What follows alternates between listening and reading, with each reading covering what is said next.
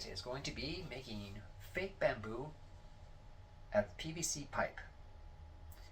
This is by far, from what I've experienced, the safest, easiest, a little time consuming, but at least you get some good results from it. Let us begin. So what we're going to first start off with is you're going to cut your PVC to length, and then you're going to start sanding it. The reason for this is to give the PVC some texture, and it'll also remove some of the gloss that's on the PVC. When you're done with that, it's time to put grooves in it. Now I use the lathe. If you have access to a lathe, it's a great way of making grooves.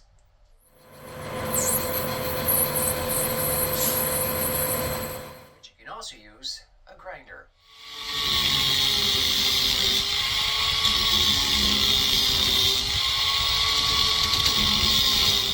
Now comes the time to apply heat to the PVC to give it its form. Now some tutorials suggest you using an acetylene tank, but not everyone can operate something like this because there's a flame involved, and it's kind of dangerous and you don't have that much control. I prefer to use a heat gun. It's safer. You can turn it on and off without having to worry about lighting a butane tank over and over and over again. So this is the safer way of doing it, and it only takes a minute to heat the PVC and make it pliable. Let's begin.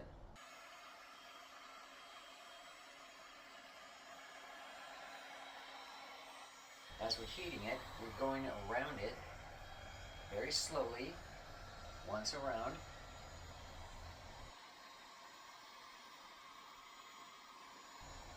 Then you come back.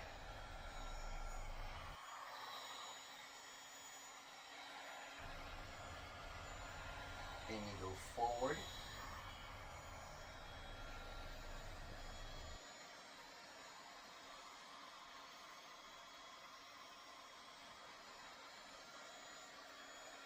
About now it should be a little bit pliable. You can tell by the way it bends. Okay, once it starts bending, all you have to do is give it a little push, and then the edges of the groove will start to blossom. And then we cool it. And then we bring it over here to cool it off and hold it straight.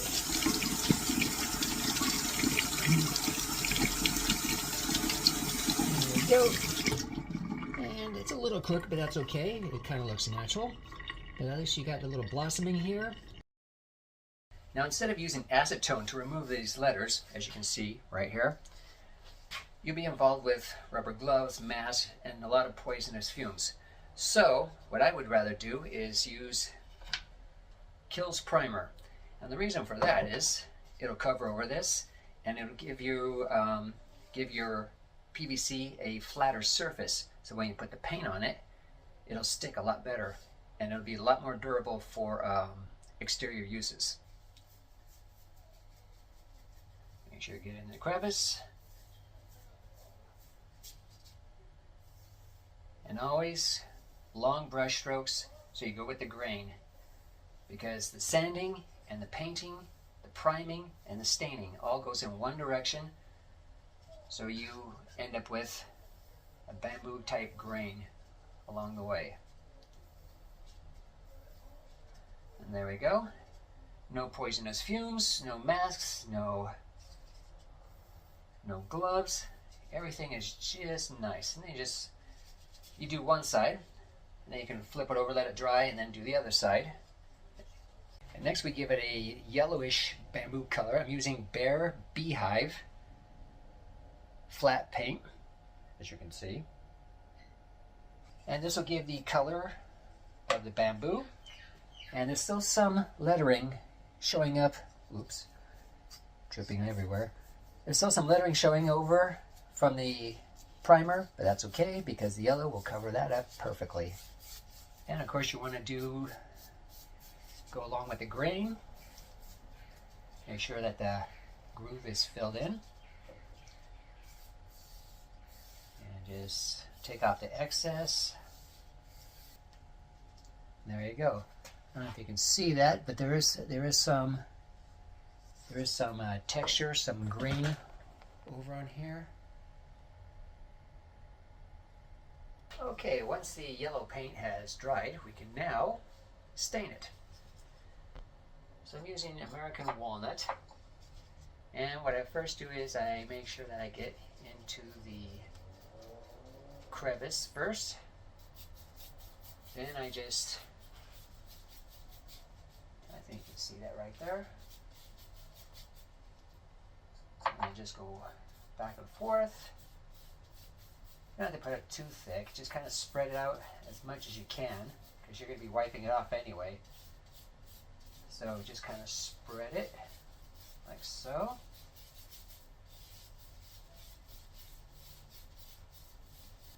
Alright, that looks good. Then I take a paper towel, and then I just wipe. Not too hard because you wipe everything off, but just kind of give it some strokes like so.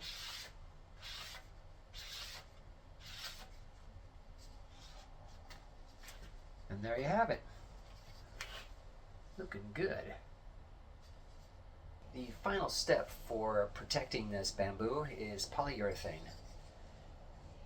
And you do the same thing. You go with the grain. Make sure you fill in the grooves. And I usually put 2 coats in between drying times. And then you have something that will last for a long time outdoors. Now if you're doing indoors, you probably don't have to do this, but at least 1 coat should at least protect it so that anybody who knocks into it, it won't scratch it that badly. And if it does, all you have to do is just a little bit touch up with paint and stain, and then you'll be fine. And that's how we make these pickets. For bigger pipe, you might want to use a grinder and just do some grinding on it.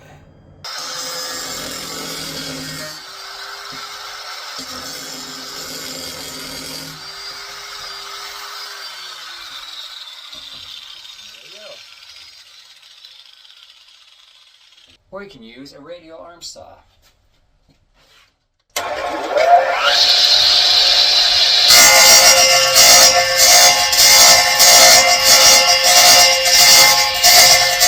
For the larger rails and posts, we use rope.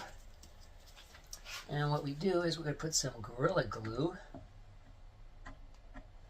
right along into this groove.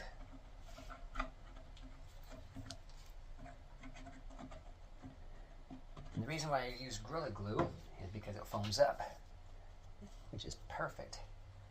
So then we take a rope, tie it in there, cross it over, and put some tape on it to hold it down.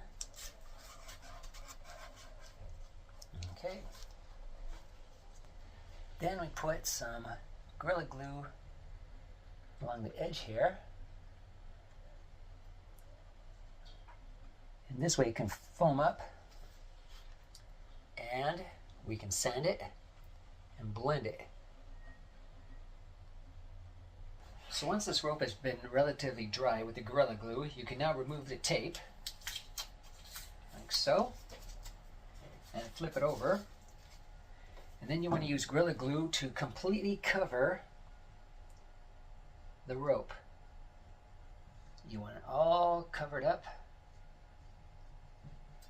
And then we let this dry for a while, and then we might have to flip it over again to hit this side a little bit more, and then we'll finish it off from there. As you can see, it's all covered over. This will get rid of the rope texture, and it'll foam over so you have something to sand so you can actually form a node on there. Okay, so now the Gorilla Glue has completely dried, and as you can see, it's completely filled the texture of the rope. It's got all these runs. We can just chip this away, and then we just have to sand this to give it some shape, and then we'll have our nodes. So once you've sanded it, you'll notice that it's a little sharp edge here. There's no blend from the node into the bamboo. So what I do from here is I put some wood fill along the edges here, wait for that to dry, and then I sand that.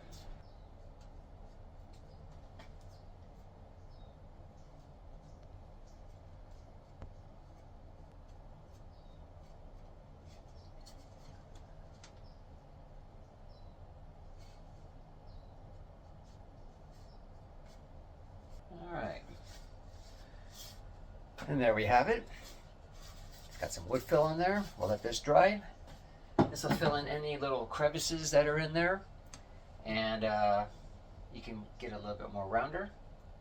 And then it's almost finished. This we do for rails and for posts. Doesn't matter how big it is. Usually maybe about 1.5 inches to, or anything bigger than 1.5 inches. You can do this method. Alright, so now that the wood fill has been dried, you can see that. It's now time to sand it and shape it.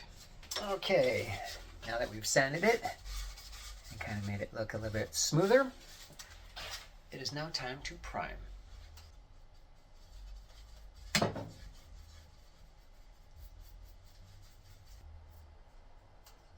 Alright, and there we have it.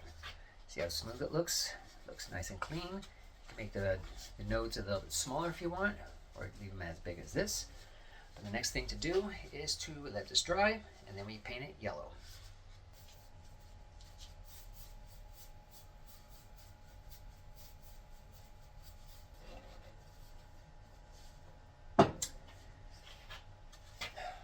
Yellow. And now we can stain this one, just like what we did with the picket. First we fill in the node, or the knuckle, whatever you prefer. And then we put our brush strokes in here.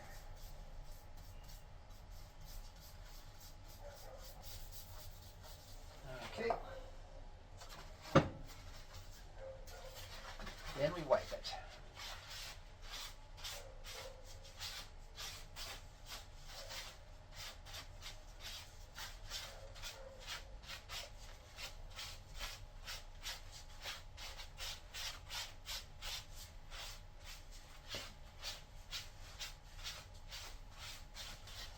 Give it some nice even strokes here, and you can see it's a little darker around the nodes.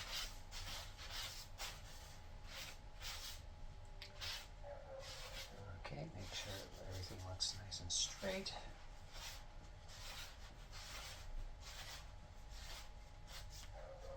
Alright, there we go, looking nice. And of course, to make this paint job last longer, we put some polyurethane on. I use the water-based stuff because it's easier to clean up and it doesn't smell as much. But this will give it a nice protection. I usually put 2 coats on, just like the pickets. And there it is. Finito. Now this tutorial showed you how to make bamboo from PVC. But if you want to start actually connecting these parts, you're going to have to drill some holes. So what I use is hole saws. These are hole saws. Different sizes. They're even smaller and bigger than this. But these are the ones that I used for drilling holes into the railing so that the pickets could fit into. And I use this one to drill into the post so that the railing could fit into there. And then this way you can build your fence. And as you can see from these photos, the larger holes are in the post for the rails, and the smaller holes are in the rails for the pickets. And here are the holes in action.